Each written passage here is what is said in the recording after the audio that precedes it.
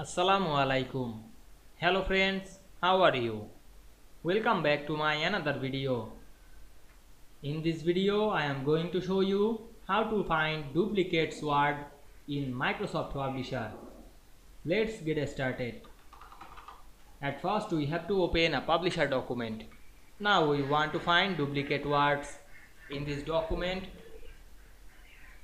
Click the text box and go to the find option. Now write anything. Now I write the in word. Then click find next. Then again click the next.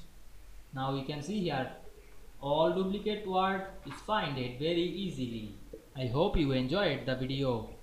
Please like, comment, share and subscribe my channel. Thanks for watching.